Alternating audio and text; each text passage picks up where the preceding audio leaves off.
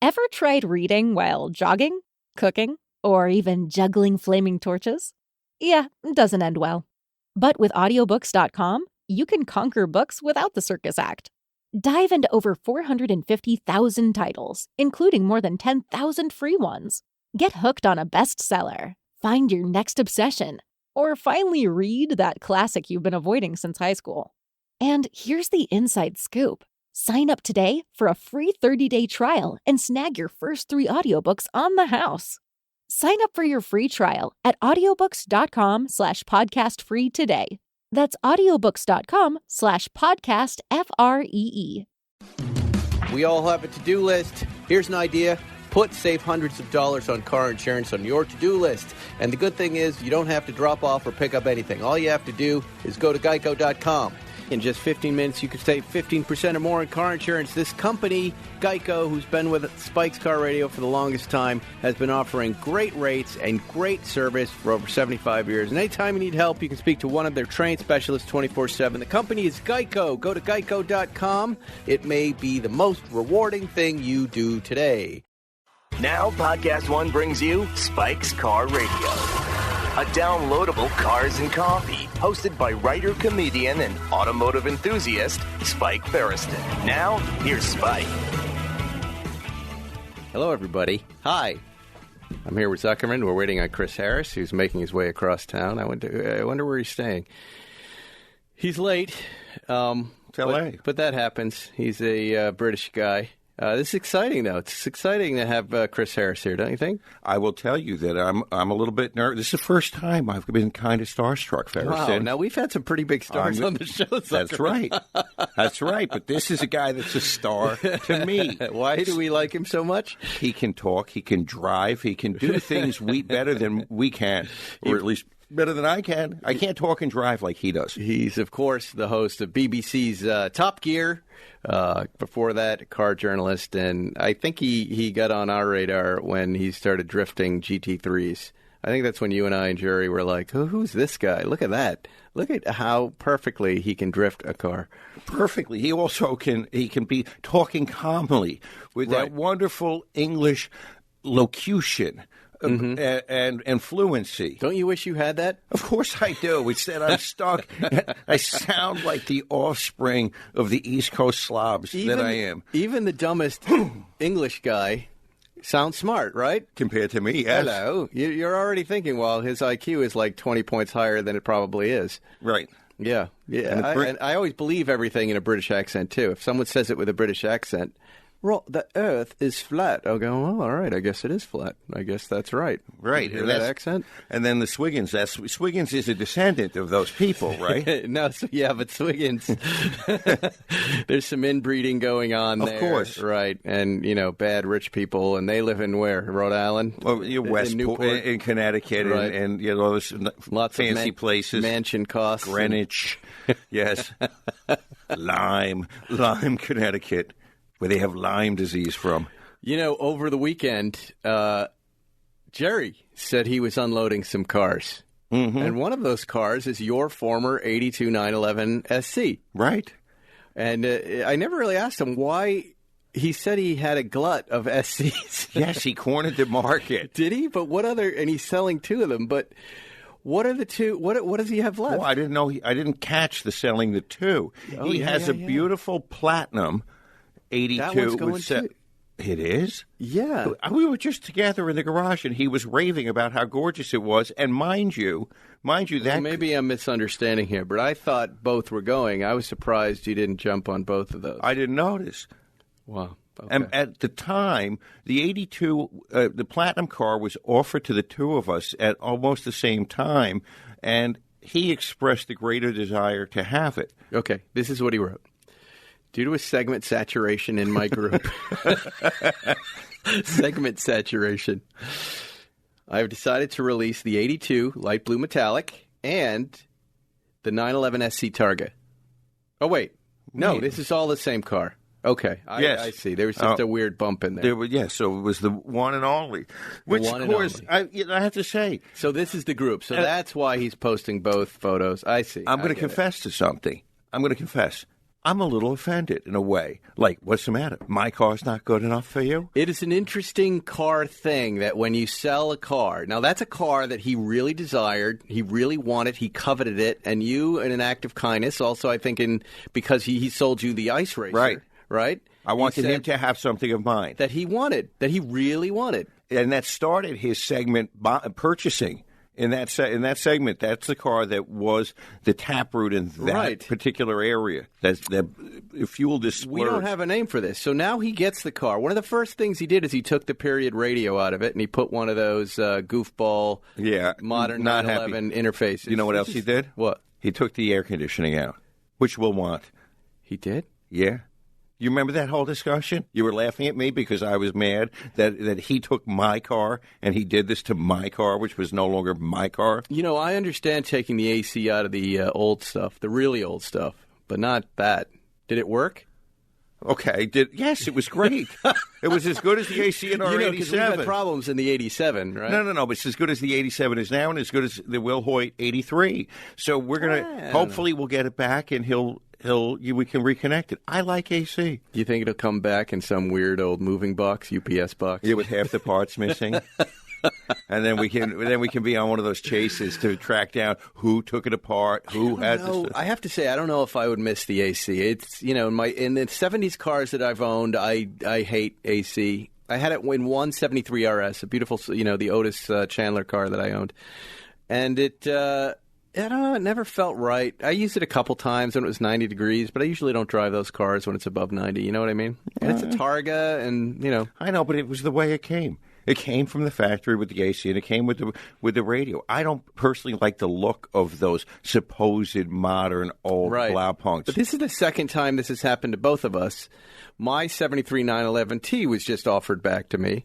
And I said, sure, send me the shots. And the interior of the car was different. It had a different steering wheel. The door handles on the left side of the door, I said, what's going on there? He goes, he likes to have handles, so we installed a handle. Come on. And I said, what? Kidding me? How many miles did this guy put on this car? He goes, 55 miles. So he did all of these modifications to the car, then drove it 55 miles in, I think, 8 years.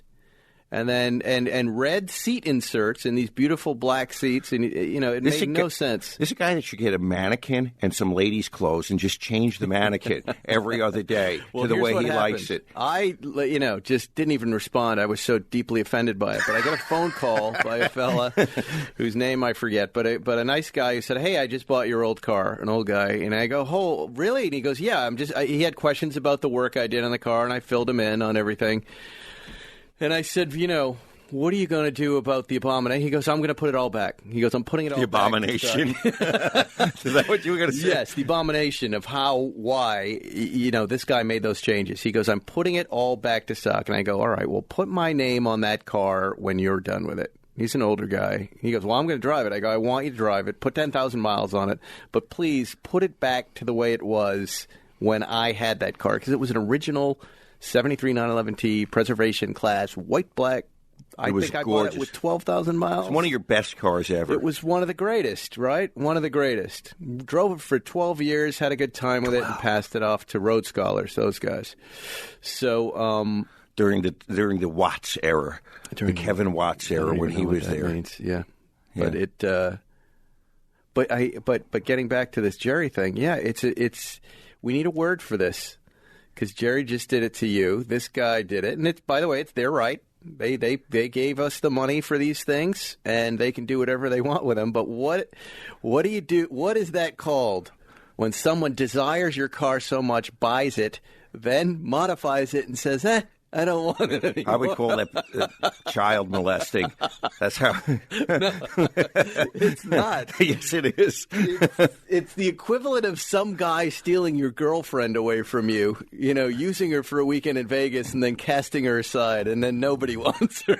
Right? Well, because she's been molested. I'm telling you, molestation is Except the blue car is coming back. It's coming back, but we'll have to do it. And you and I are going to now own this car together. Yes. And this is the greatest part: is that my car went to Jerry, and now it's a Plan Z. It's a Morris Solomon's car on its return. Well, you know what's nice about it is it's the year we both graduated high school, yep. 1982, and that's the only reason. Well, I love the blue.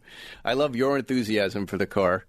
I'm interested in trying that radio Jerry put in. I'm also interested in the look without the AC, just having had issues with that before. Except whatever you want to do. Except that the internals in the car or the extra in the passenger bay, you have all the AC stuff. You have so much experience driving that car that you're going to want to put it back to where it was. Do you even remember the radio that was in it? Yes, of course I do. So that's easy. This is all easy but the car to me was kind of an afterthought. Remember when I got the '89 Turbo that had been garaged since 1991 up in Fresno. Yes. And the deal was that at the same time I got that 1991 or 2 Mustang K-body Shelby. Mm-hmm. And I traded Ray Joseph that Mustang for the Targa. And that was what I knew I didn't want the Mustang as cool as it was with 2,000 miles. And the Targa seemed to be what Ray had that was workable in a deal.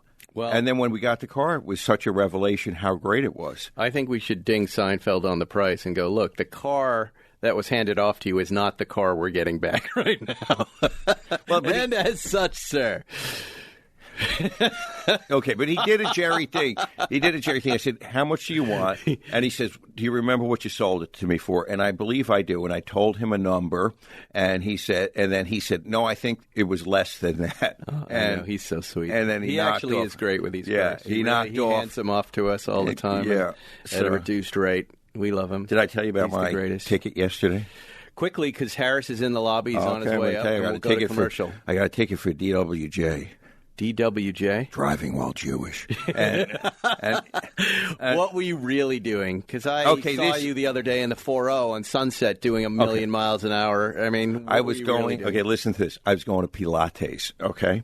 So a very, not the kind of activity that's going to make me drive crazy. And I'm going down Santa Monica Boulevard, and I get pulled over. The guy's so mad at me. He says to me, where are your license plates? I haven't gotten them yet. You should have gotten them. How do you even answer that question, Ferguson? You should have gotten your plates. Well, you know what? You should have gotten 10 more IQ points, but you didn't.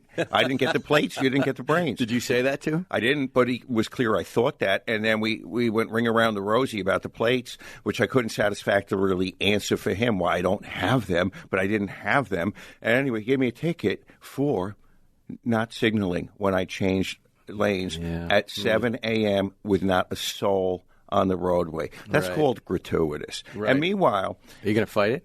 Well, I'll just hire somebody. I'm not going to pay. But meanwhile, Ferris said, he said, where's your proof of insurance? Now, I haven't got my insurance card yet, but I have a photograph of my general policy. Yes. And I show him, and I say, I haven't got the card yet, but within the first 30 days, we all know I'm covered as a new car under this policy. He also threw in no proof of insurance. Wow. What a dick. Yeah. Dick. Wow. Driving while Jewish is really a thing. Yes, because and I knew, like, when I got to Sunset... It could just be driving while in a Porsche, it might not have been the Jewish thing. Okay, but I'm going to play that card. And also, there's so funny, because you remind me, there's so many things you can't say in that moment, such as... Go fuck yourself? Well, no. I have so many cars... Yeah, of course I have insurance. I have hundreds of cars. I have trouble keeping track of what has and what because it sounds wrong. Right, Richie Rich. So I was being so spoken. I said, honestly, I'd put the plates on the car if I had them. Yeah. And then after he gave me, when he added in the no proof of insurance, which came, when I looked at the ticket, I said, and I was a jerk, I said, I want you to go home and look up a word. He goes, what's that? I go, gratuitous. And he goes, I know what that means. And I said, well, then you know how you're acting. Gratuitously. Wow. Who is this, Beverly Hills? No, West Hollywood. Because we have fans in the Beverly Hills police force. They wouldn't do that. I hear from them all the time. And they wouldn't. They're car guys. The sheriffs can have a weird sheriff attitude. Yeah. LA West County. Hollywood sheriff? Yeah, LA County. Yeah. And, I don't want to get into, you got 100 homeless people. You know what's going on in West Hollywood, and I'm getting a ticket for no signal? Yeah, no, you're getting a ticket for driving a Porsche. That's it. Okay, DWJ. I'm going to call it DWJ. DWP. Okay. Department of Water and Power Porsche. There you go. All right, when we come back, Chris Harris hopefully has found the button in the elevator to come up to the second floor here and chat with us, and we're going to get into it. We'll be right back with Spike's Car Radio. So, how do you know your motor oil is good enough to protect your engine? Well, you don't! But one brand does, because they literally go the extra mile to test everything. I'm talking about our friends at Valvoline. Hi, Valvoline. That's right, Valvoline is the only motor oil brand in the world with an engine lab completely dedicated to testing motor oil. They take their products, and their competitors' products, I might add, and run them through the gauntlet. I'm talking thousands and thousands of miles, and their engineers and techs take those engines apart piece by piece to evaluate exactly what happened. Was there carbon buildup? How did the seals hold up? Did the engine perform like it was supposed to? And most importantly, were the critical engine components protected? So when Valvoline is formulating motor oil for your engine, they know exactly how it performs and what protects it best, because they've seen the results firsthand, not last hand.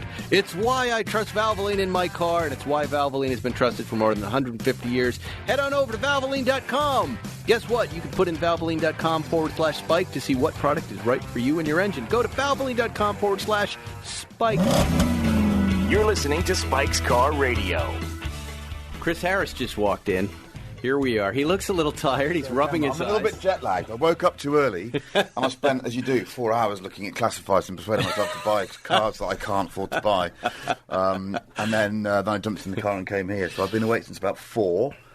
What are you doing in L.A.? I'm on my way back from a very, very unsuccessful mission to the Baja 1000. I can't tell you exactly what didn't happen. Okay. But we didn't finish. And there's a GPS beacon that shows that we didn't get beyond 80 of the 1,000 miles. Oh, God.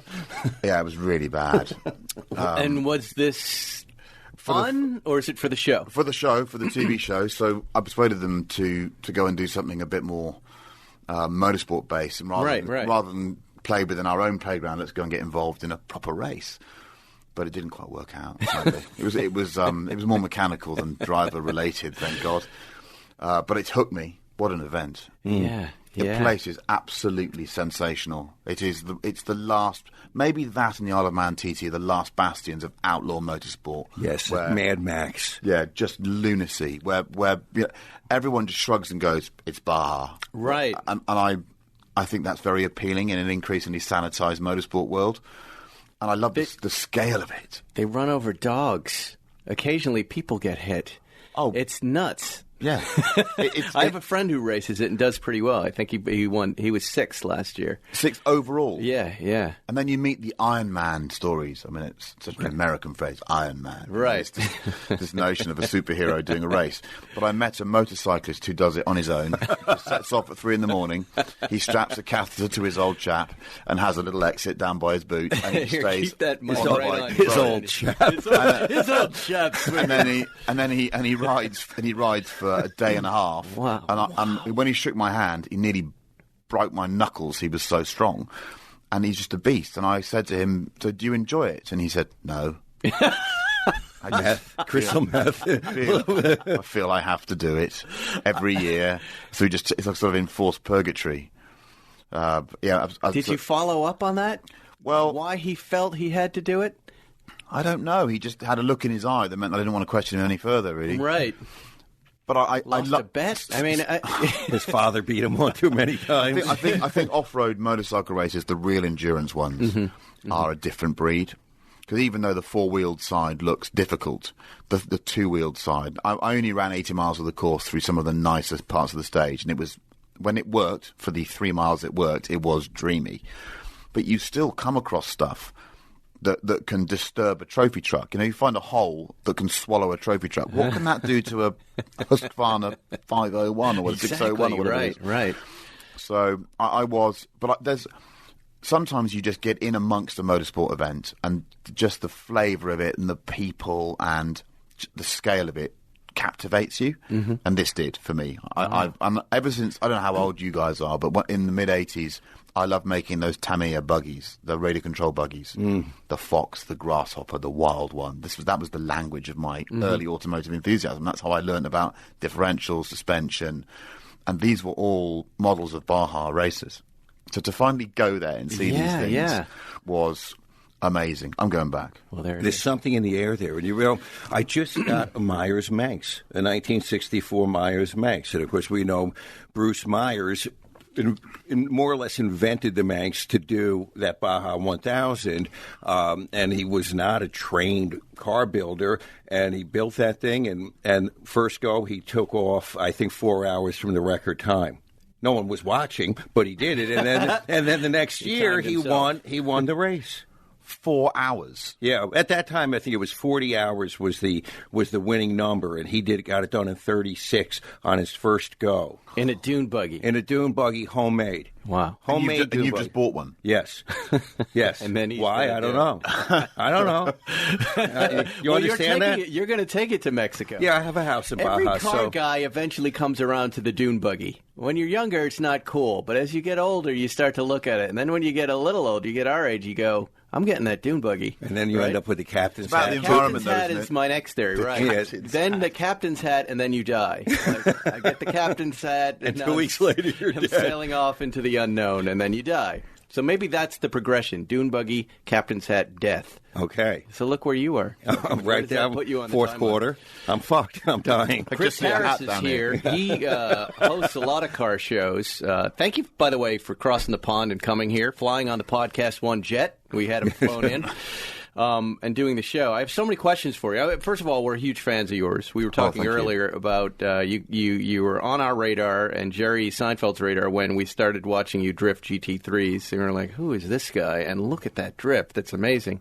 I've got a million questions for you. First and foremost, though, how are you doing 2 car shows? You do Drive and you do Top Gear.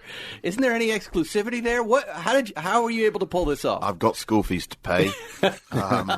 But usually a network will say you can only do one of these shows. Yeah, so the BBC is a weird organisation, as you know, because of the unique way it's funded. It's effectively government funded. It's funded by the public purse.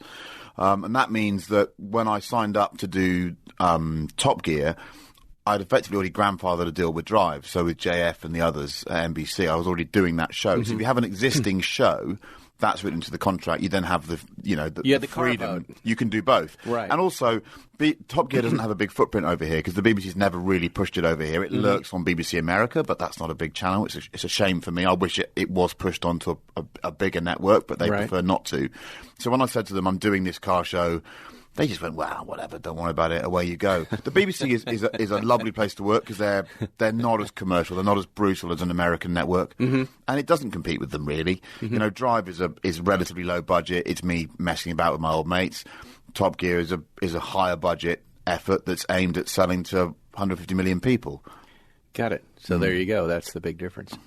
Did you feel pressure when you got that gig? That you had to replace Jeremy Clarkson? I kind of think of the moment where you've got Jimmy Fallon replacing Leno, right? Did you feel a lot of pressure in that moment? Yes and no.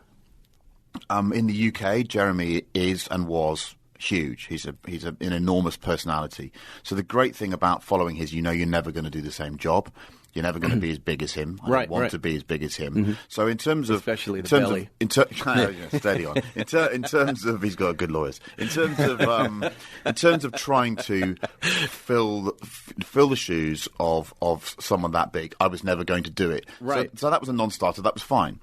But when it comes to testing cars, that's where I'm comfortable. I'm mostly uncomfortable out of a car. But if you give me a car to slide around and a camera to talk to, I'm comfortable.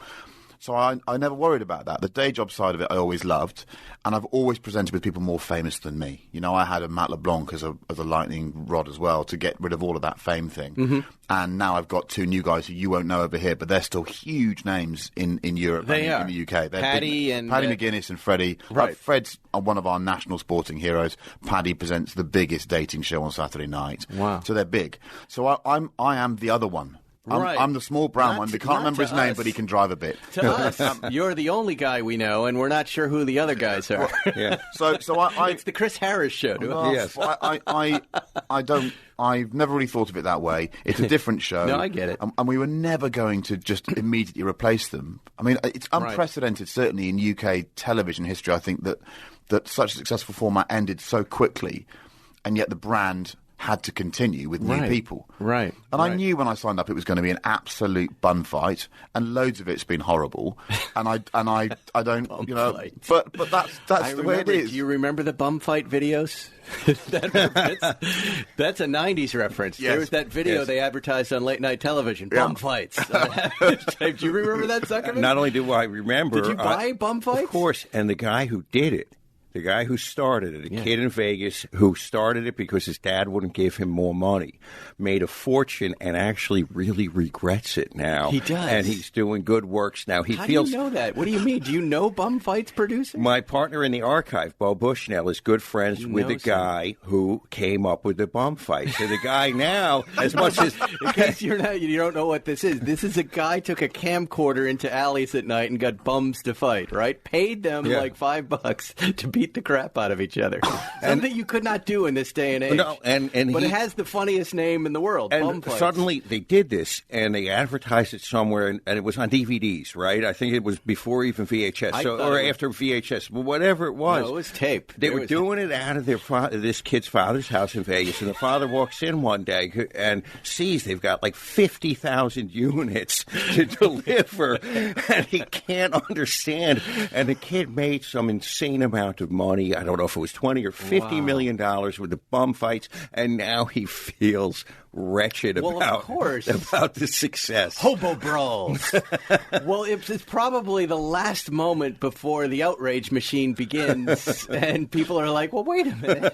It's just UFC on meth, isn't it? It's fine. You can't make fun of homeless people that way. You can't do that. Did he give them a share of the profits? No, he got like, here's $1 for you. Redeeming at all. Thank you very much. Any of it. So even at the time, he didn't think, well, if I make money, maybe I should give 20% to a homeless person's charity. Nothing. Oh.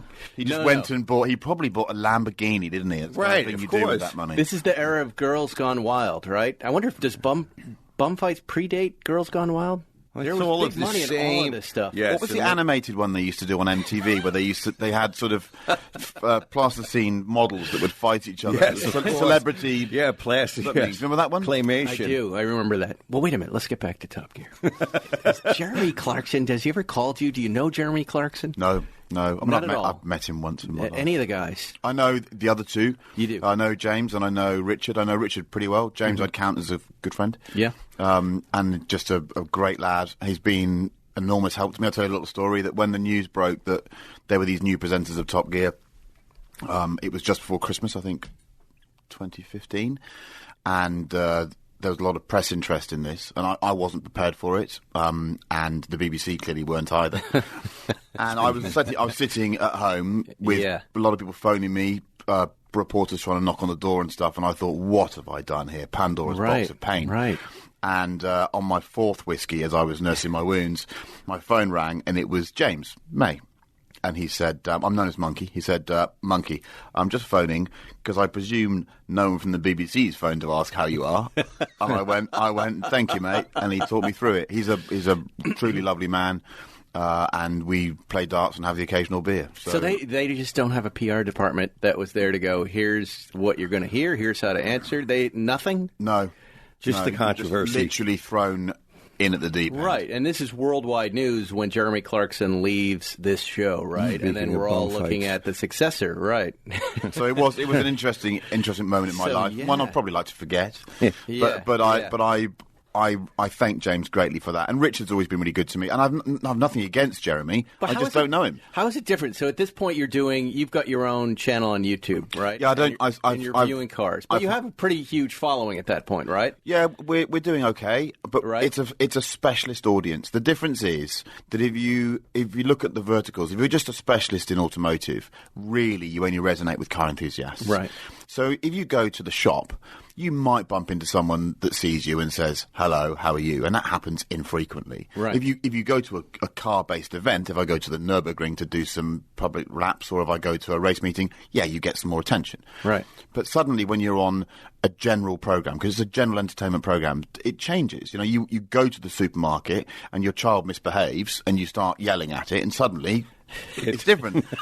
You know, and it took me a while to adjust to that, because I do get in the tabloids. I do. Well, no, again, it could have been worse for me, but at the time, Chris Evans, who fronted that reboot unsuccessfully, and Matt LeBlanc was so much more famous than anyone else that they took it all away. And I'm so grateful, particularly to Matt, who remains a good friend, even though he doesn't do the show now. He took so much of it. I thought he was great. I really enjoyed him on that show. And a proper car guy. Okay, Yeah, you can't right. fake that. Authenticity is everything. I've learned that over the last 5 years. If you want to pretend that you love something, you will be rubbish on television because you won't be authentic. And Matt is, he has a GT2 RS. He drives it in the canyons. He's proper, and he can really drive as well. So I love the fact that he was real, but the fact that he was so famous. You'd walk. We used to land in a different country to film, and I'd say, "Did they show Friends here?" And I'll do the accent. Matt would go, "Do they have electricity?" and it was true. He was so famous that no one cared about me. Most people thought I was carrying his bags. And I like that. Then it just allowed me the freedom to get in the cars, to slide them around, do what I can do. I'm not an entertainer. I'm not a comedian. I can't write like you can. But I'm, just do what you're good at. The rest of it, leave to people that are good at that. Right. And now you at least from our point of view here in the States, you seem to be carrying the show. You're the reason to watch that show. You handle those I don't know cars. anyone else who can drive as well as you do and talk as well as you do at the same time. Yeah, how do you do that? Make it look so easy. You consciously go, I'm going to try to stay calm. I do have lots of modest bones in my body. It's not nice of you to say it. I think there's lots of people that can do it. Oh, bull. And I think first of all, you need to learn how to drive a bit. And it saddens me that the generation of YouTubers that are coming up through aren't doing that. There's no one I see that's going out to concentrate on learning how to drive. It's all about, I've got another supercar. And I think you have to have something to say. You've got to, when I've driven cars, I've always had things pop into my head that I want to share with the passenger or almost say to myself. And when you've got something to say, when you're feeling what's going on underneath you, when you're hearing, when you're just seeing stuff, I want to share it with people. And that comes out of my mouth. I mean, you can hear me. I'm a gobshite. So What's a gobshite? Someone that just talks too much. You like that, Zuckerman? You're a gobshite, What was the Pharisee. other one? What was the little penis metaphor he used? The old chap. He had a catheter in the old chap. But strangely, in company where I'm comfortable, around people who have a shared passion of mine, I talk a lot. If you put me in a room if you put me in a media room, horrible. I sit in the corner and I can't open my mouth. Yeah. So I struggle. I don't know whether you guys find that as well, but Always. Everybody does. It's terrifying, especially the entertainment media that doesn't quite know what they're doing, and especially in the car world, I can't imagine what they're asking you.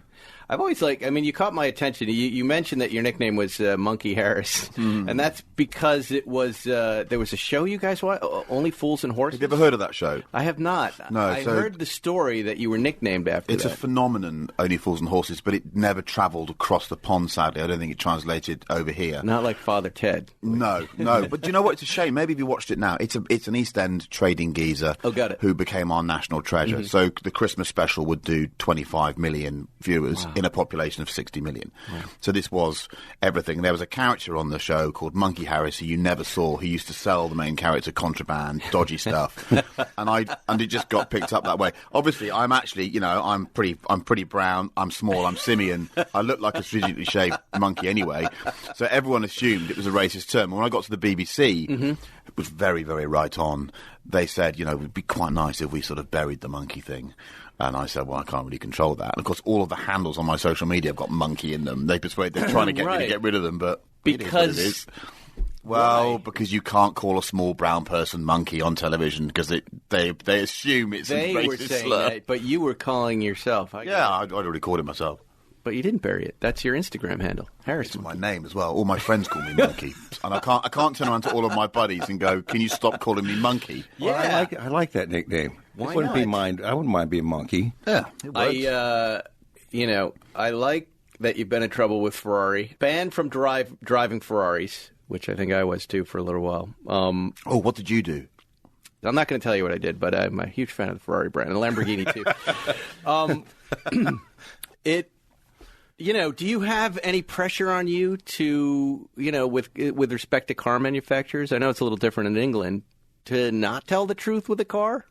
No, I learned Is your relationship with Ferrari better now and Lamborghini? It's fine, right? Lamborghini's no good. Doesn't it seem like, you start out as a car journalist, you start telling the truth, you get in trouble, your fans love you because you tell the truth, you get so big that the manufacturer comes back and goes, okay, yeah, say whatever you want, just drive our car. I think the last bit used to be true, but it isn't now. I think the way that the big luxury hypercar brands sell cars now, they don't care whether I drive their cars or not. At the moment, they're going to sell them regardless. Right. The influencer sphere is now taking over, and that seems to matter more to them. And I say good luck to them. I know full well that won't last forever, and we'll see what happens in 3 or 4 years' time.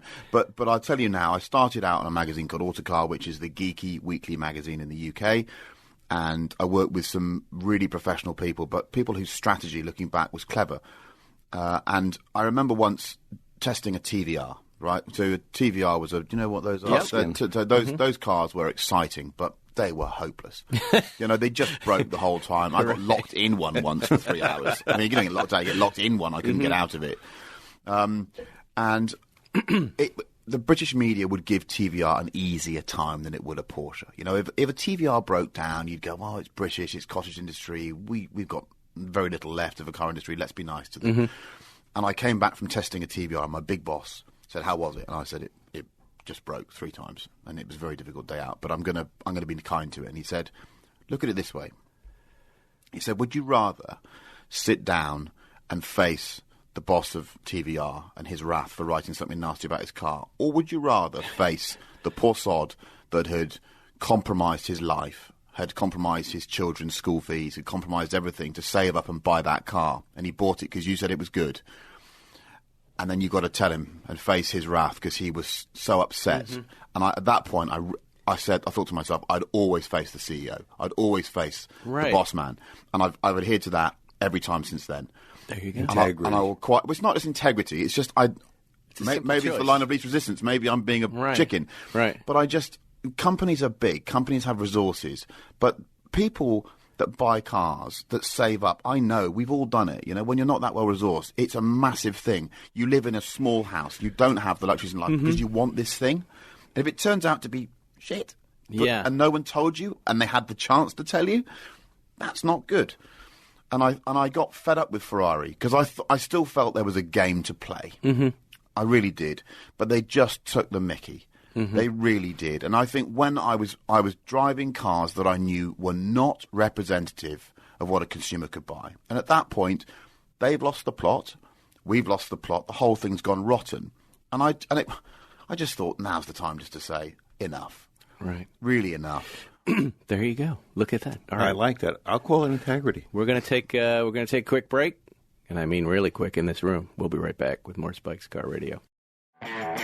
All right, we're almost to the end of the NFL season, and it's a bittersweet moment. If you're like me, you like football. There's so much football behind us, but the good news is we're on the way to the Super Bowl. Hopefully the Patriots are going to be there. We also have NFL playoff pushes, college football playoff arguments, and bowl season. If you're looking at some excitement to those games, like if you get bored and you want to gamble, make BetDSI.com your betting partner. Use BetDSI's live betting platform where you can watch all the events and even bet on the games right up until the final whistle. And guess what now? If you want to be a new member, you're not signed up already, you get a 100% bonus match using promo code SPIKE101, and you will double your money to start winning today. Try betting at BetDSI, where you can bet on games from start to finish, every play, every minute until the end. New members get a 100% bonus match using promo code SPIKE101. That's double your money to start winning today. It's only a game until you bet it at BetDSI. You're listening to Spike's Car Radio. We're back. We've got questions. Was your father really angry? I'll get to your questions in 1 second. I want one more of my questions. Was your father really angry when you purchased an '89 Porsche 911 Club Sport? Yeah, bless him. He's no longer here, and he actually passed away very soon after that. One of my great regrets was we never really ironed that one out. We never really got the Carrera down. So I had But this has to do with where I read that the correlation between happiness and car ownership was this moment. Yeah, right? It was for me, and I wanted this thing, and there's one that's just come up for sale that I want to buy because they've come back down again, right? And they're not they're not perceived as being an RS. They don't carry the cachet of being a proper Rennsport product, and it is a bit of a lightweight exercise. Mm-hmm. But I don't know if you've driven one. I have. But I think it's the most underrated of the cars. It drives so differently to a normal G50 box 3.2 because the quoted or the claimed weight reduction was around 50 kilograms. But that was based against a lightly specified 88 Carrera. And, of course, they weren't lightly specified. That was a car without aircon, without sunroof and silly seats and loads of carpets. The weight loss is more like 150 kilograms. The motor is blueprinted. It just zings better than a normal motor. Agreed. And I love the car. Anyhow, I went out and I bought it. Come back, my father doesn't like cars. My father thinks that anything to do with cars is a problem. So what I've got planned to do for a living doesn't sit well. But I have some respect, so I try and hide this thing. But you can't hide a bright red Porsche with red writing down the side very easily. And he sees it. He's a lovely... How old are you at this point? I'm 23. Okay. And I've spent everything on this, and I've borrowed everything. Right. And he's saying, you're going to get a flat in London. I'm going, I might just. So I'm living on people's floors, pretending I've got a flat. Right. And I spent all the money on this flipping car. But I loved it. I went to the Nürburgring 6 times. I did 30,000 miles in it. It taught me how to drive. It cemented my love for the brand and for the product. And I'd have one again tomorrow. Yeah. Yeah. Well, there you go. Did you sell yours? I did. It's funny. I've known those cars. They get acquired and then they get sold and then they get bought back. It's a funny little car. It's like the 964 Cup cars. If you're familiar with the brand and you really know the car, you realize that it just is so subtly tweaked in the right direction that it can give you such immense pleasure that it remaps your brainwaves like we talk about when you're driving it. There's certain ranges of that engine or manner of handling that is so wonderful. It's such a delightful experience. The way that we judge the special Porsches has to be against the standard model on which they're based. Mm-hmm. And they don't always excite me and they don't always do the right thing. And it can be the condition of the individual vehicle. But you expect a 964 RS to be profoundly different to a 964. You expect the 993, etc. But the Club Sport was always a bit of a... Someone just put stickers on it. But actually, I think a good clubby versus clubby is better versus a 3.2 than a bad 964 RS versus a good 964 standard car. I really do. All right, I got to get to the listener questions. There are lots of them, and we're mostly Porsche-centric, so I'm going to stick with that category. You crashed a GT3 Touring. Yeah. You did. I didn't know about this. Yeah, no, I had a big one. Almost a year ago to the day. Right. Come around a blind corner, and there's a pickup truck doing a 3-point turn in the road. Oh, God. And we just went straight in. It was a proper... I had a BBC buddy in the car. He's quite a senior exec. We come in the corner. We go. We're not going that fast. It's on a road I've driven every day for 20 years. Yeah. Come around a blind corner. And it's just a car there. I remember he just went, "Oh, we're in." It's a wonderful British understatement. And we ploughed in. Really? Smashed into bits. It destroyed it. Everybody's okay. I was very impressed by the way it crashed. Okay. Because all of the sort of adaptable side of the safety systems work perfectly. So that the way the airbags now deploy isn't just a single movement. There's enough time for a brain to tell you how fast the car's going in and to deploy the airbag accordingly. Wow. So the bag puffed up not too much because if you've had a bag go off big time, it just strips your hands and punches your face in. Right. So it was a light bag deployment. Belts held me in. We were both fine. Car was wrecked. Insurance company tried to repair it. I had to fight tooth and nail to get it destroyed. We're going to get it perfect. Wow. We'll fix it. Yeah, and I just said, never want it back. Really? I love the car. It was my daily. I bought it to do 100,000 miles in it. It had done, I think, 12 or 15,000 in 8 months, and I was dailying it. But I've just got another one. I've got another one now. It's taken me another a while. Touring? Yeah, I've got another Touring. I've not shown any pictures of it or anything yet. But what colour did you get? Doesn't want to say. I don't want to say just yet. Why? Oh, it's a bit of a secret. No, it's yellow. That's great. Speed? It's well. Oh, I can say it now, can't I? I've there's a No, what is the problem with saying the car? Well, I haven't shown anyone the car yet. No one's aware of it. And no one's listening to this. Obviously, I've no one will know. I don't have a large footprint, so I've got to hawk every opportunity to get some publicity that I can. Right. So what I've done is it's a speed yellow car with a nice story, but I wanted a signal yellow. So what I've done is there's this new PPF process that a mate of mine's doing where they spray on the PPF, and then you can paint the PPF with any colour you want. Really? So I've turned it to signal yellow, because obviously, if I get a little chip, you're not going to see the different yellow underneath, and I've got complete protection over the car. So, and it's got a few other. What nice is bits on it. PPF? Paint protection film. So when you put that painting clear on top of it. Yeah, It's so- like a painted wrap. Yeah, it's exactly what it is. Yeah. So, but it's Amazing. and it looks. I'll show you a picture after this. It looks fantastic. Wow. But it'll be my daily, so it'll do as long as no more trucks pull out in front of me. It will do 100,000 And miles. you when you say daily, you live out in the country, and then I've got a house in the country and a place in the and that's where the family is, and everybody hangs yeah. out there, So- and you just prefer the peace and the quiet. And Yeah, I've lived in the city a bit as well. I've got a flat when I need to, but I prefer, and also I like having a drive. And where's the Top Gear? It's just you guys are always on the road, or where are you? We have a based? base in a place called Dunsfold, which is south of London, an old airfield south of London. So I drive between the two quite a lot. It's a good sort of 4-hour drive, with some good roundabouts, some good dual carriageways. Yeah. And I'm That's a nice commute. the house I live in is close to Wales, where I love driving. I mean, we don't quite have canyons, but we've got some good roads there. Somebody Have you wrote- got a touring as well? We just got rid of our touring. Yeah, we had a Chuck touring that we loved, but it didn't compare to the GT2 RS No. that we were driving. We just thought it was the GT2 RS was the greatest car in the world and the only car to drive right now. It is. And the touring kept being underwhelming when going from the 2RS into that.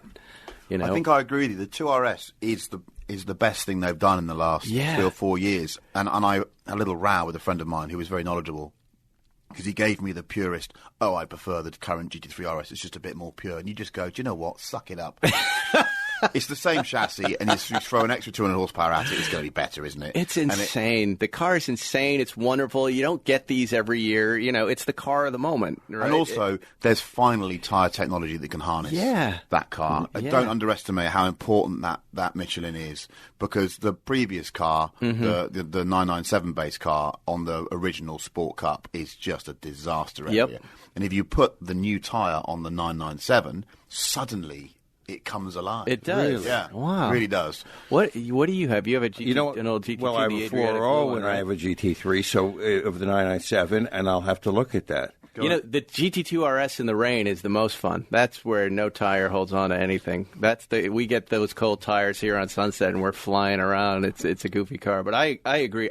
We were just talking with Tim Pappas over the weekend about he was selling his car and couldn't get any offers. I know Bring a Trailer just had a car. The numbers are just going down. On which GT2 car? RSs. Yeah. GT2 RS. There was a GT2 RS and Bring a Trailer with 800 miles that Went sold for Yeah, but the GT2 RS... But it's the greatest car, and people are overlooking. You know, this is good news for you. The GT2 RS is the car that got caught at the end of the crazy cycle. Right. You know, Porsche had... They didn't limit the number. They had so many orders from the wrong people buying for the wrong reasons.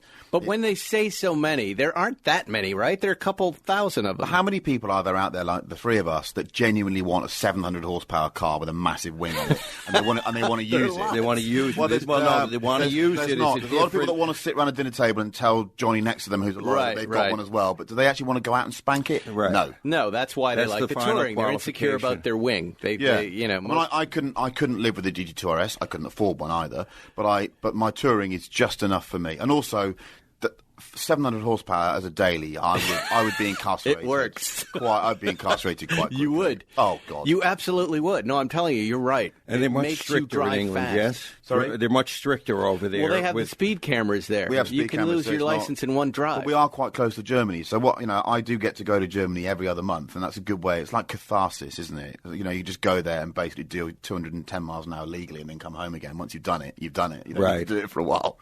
Do you still feel, and this is so close, there's so many questions here, and I apologize, I'm not going to get to everybody. Do you still feel the AMG E63 S-Wagon is the most complete car for someone with a family, or is the RS6 Avant better? Well, I haven't driven the new RS6, although I see that's a poignant question, because today is the embargo for the RS6, and I've just read Matt Farah's words on it. And what I did saw he him say? last night. Oh, he just says it's wonderful. It's difficult for those things not to get under your skin. But I love the E63S. I had one for a bit, treated myself.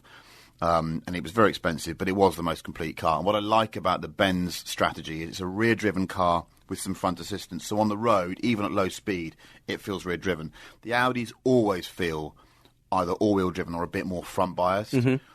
The Audi styling is superior. They just make a great-looking butcher estate car, or wagon as you call them. And I'm really glad that you're getting a fast wagon from Audi, because you missed out on the last four, didn't you? Right.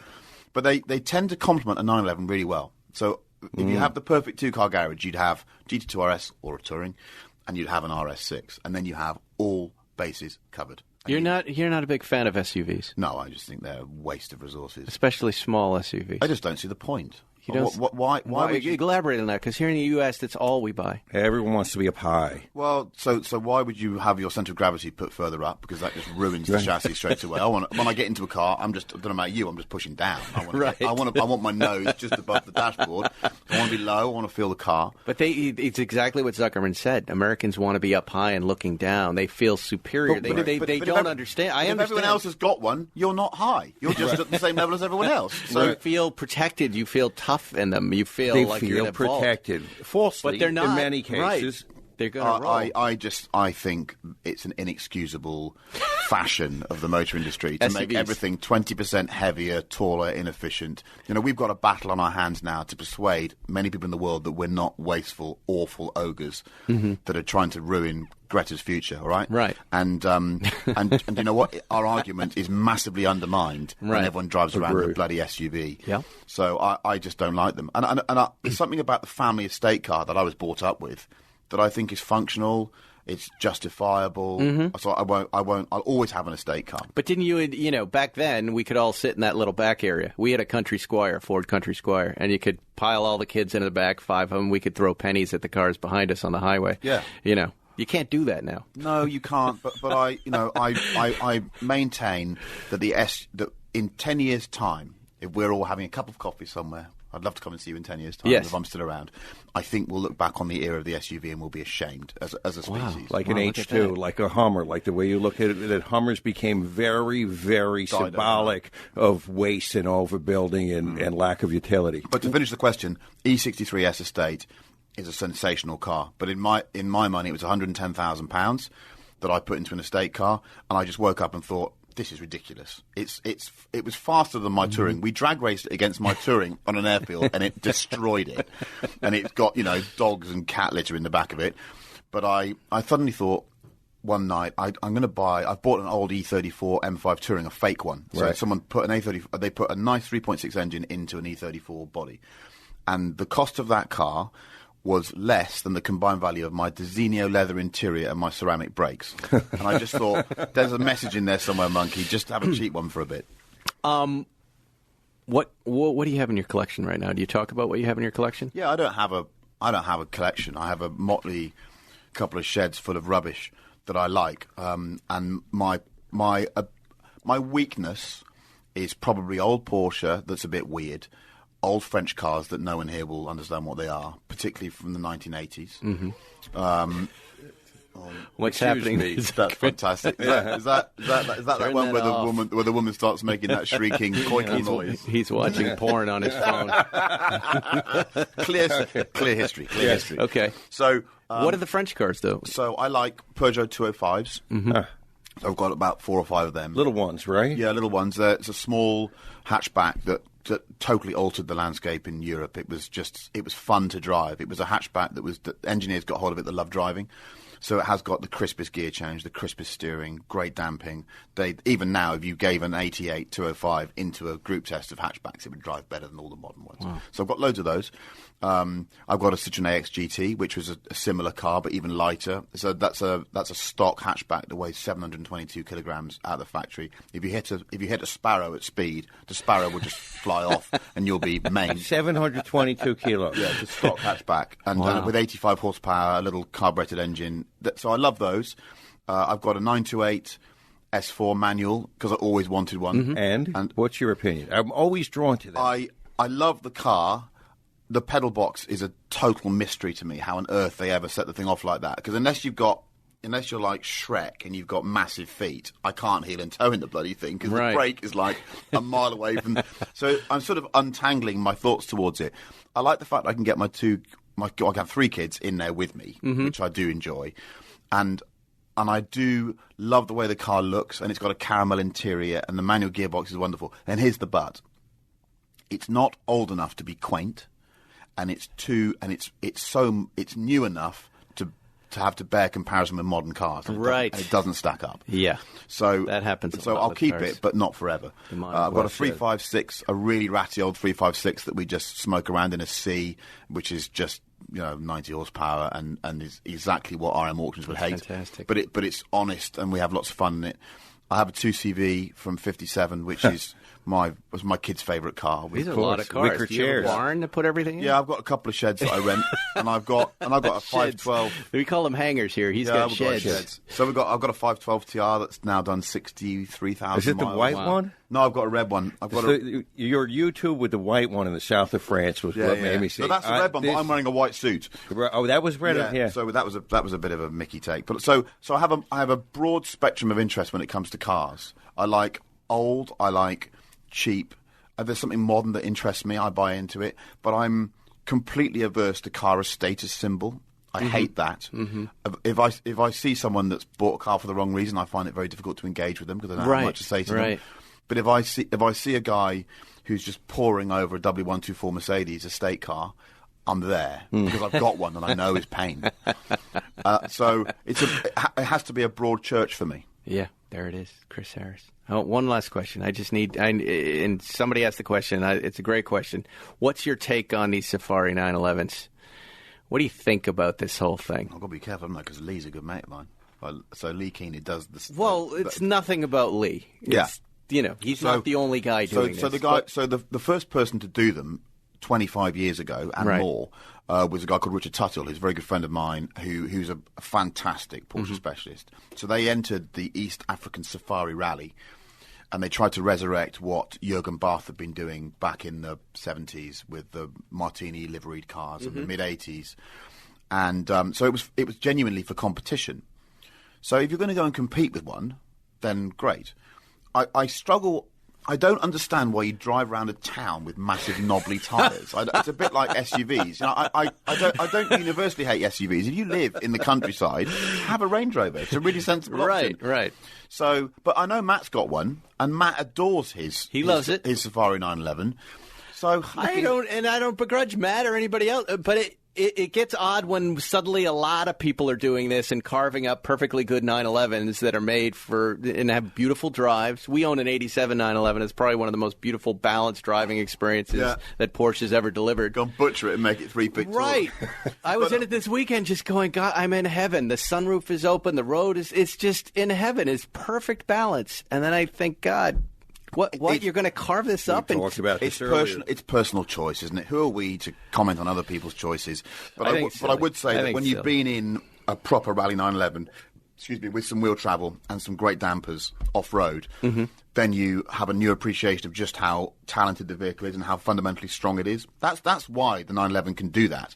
You try doing that in another car from the 1970s or 80s, it will just bend in half. Right. But the 911 was so strong, they could turn it into a rally car straight away. So for me, the Safari 911 works if it's safarying. There you go. Otherwise, molestation. Well, Chris Harris finally comes to Spike's Car Radio. It's been a real pleasure having you here, man. Our high point. We're big fans of yours. Yeah, we've had a lot of very famous people on the show, but you're probably one of the biggest stars in our life. The show's called Top Gear, in case you haven't heard of it. Drive is on NBC Sports Network. And where do you respond to people? I know you're active on Instagram. Well, I'm on Instagram. I'm going to plug one thing, which is my little collecting cars. Go ahead. So we've got a little podcast in the UK. Oh, that's right. It does nothing like what you do. And it's just a chance for me to go and catch up with my old buddies, really. Right. In the motor industry called Collecting Cars. And that's also a little site, an auction site we're running as well. I mainly respond on Instagram. I find Instagram a kinder place than I do Twitter. Twitter's a bit feral at times. So that's where I am. I always try and get back to people, but I'm very lucky, and I think you guys are as well, that we get to engage with our passion. Yeah. And the day that I stop loving what I do, I'll pack up and go and grow tomatoes somewhere. But I still have a passion for it. Increasingly for the older cars, I have to say that the newer, ever newer hyper supercars just don't do it for me at the moment. I got a mate who just bought a Pista.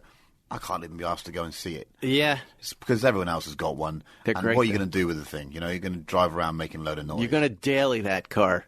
But I know exactly what you're saying. We've been doing this. I've been doing it with Jerry since the 90s, and I remember him starting to get into old cars going, what is it with these old slow things? And now, Give me some from the 1920s. Every now and again, give me something comes little along. teeny things. Like I'm driving my Speedster today, my 58, in traffic, and character and uniqueness. I'm in the kitchen going, "Do I really want to get in this thing?" And 1 minute into the drive, I'm like, "Why am I not driving this every day?" And I'm driving my E28 in homage to you. Have you got an M5? Yes.